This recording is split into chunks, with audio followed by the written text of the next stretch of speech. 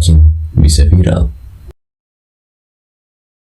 Faktor pertama adalah karena karakteristik videonya yang sangat unik.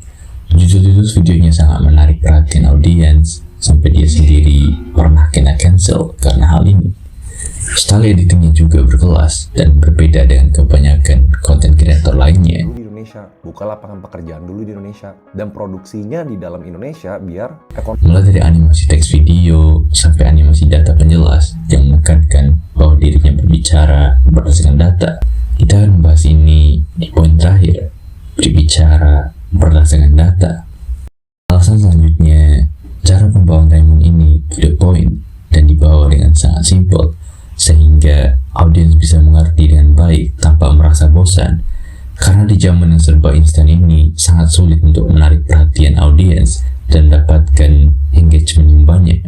Jika kita bandingkan dengan masa awal-awal era sosial media dahulu, kamu taruh gambar penyu yang terdampar di pantai dengan beberapa narasi simpel sudah cukup untuk menarik perhatian audiens dan membuat produkmu laku di Facebook. Kura-kura terdampar di pinggir pantai ini beli sedotan gua. Turns out laku keras. Ya. Gua jualan sedotan itu sampai ratusan juta. Di masa ini, netizen sudah terbiasa dengan hal-hal yang serba instan, sehingga video-video to the point lebih diminati dibanding video-video dengan intro dan penjelasan yang panjang dan rumit untuk dipahami.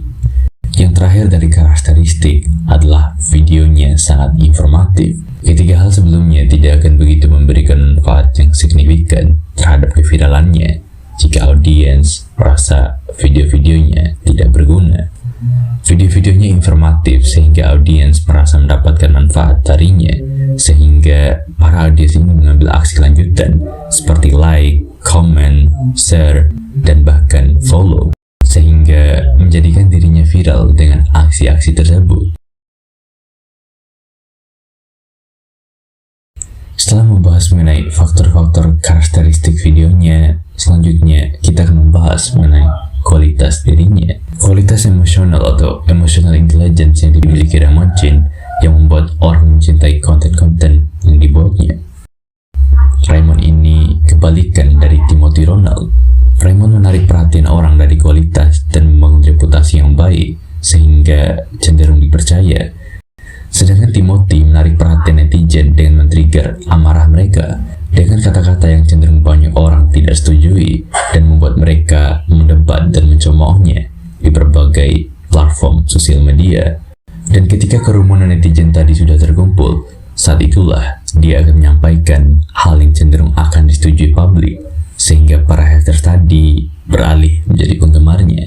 Raymond membangun image bahwa dirinya tulus.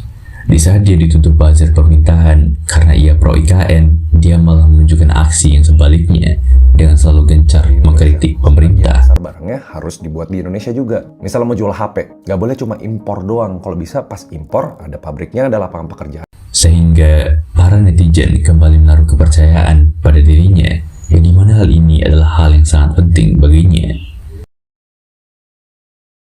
Reputasi, hal yang selalu dijaga oleh Raymond. Reputasi ini adalah salah satu hal yang membesarkan namanya.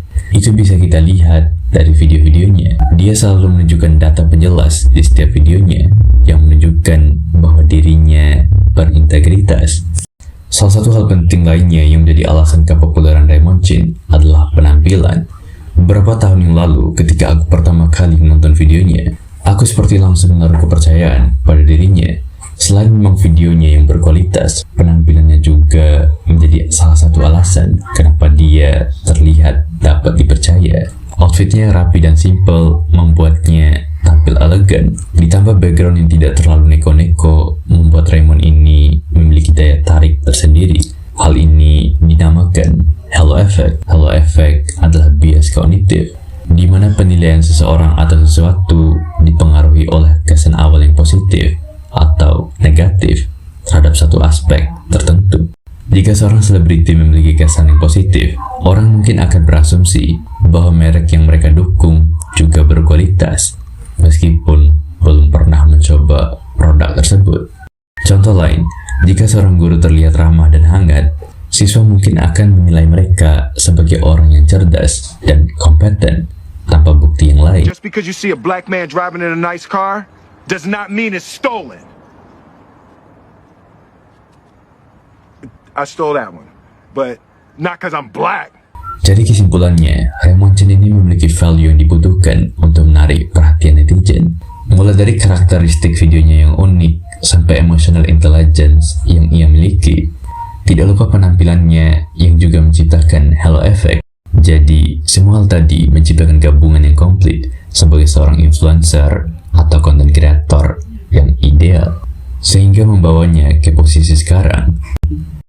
Mungkin Raymond lebih ingin dikenal sebagai entrepreneur, tapi tidak dapat dipungkiri bahwa profesinya sebagai influencer ini sangat membantunya dalam hal-hal entrepreneurship, mulai dari tenaga uang sampai seven partner dan banyak startup lain yang ia pimpin, yang sebagian besarnya dibantu dari image atau reputasi yang ia miliki di sosial media sebagai influencer yang gencar membahas mengenai finance dan entrepreneurship. Jadi itulah alasan-alasan keviralan Raymond Chen.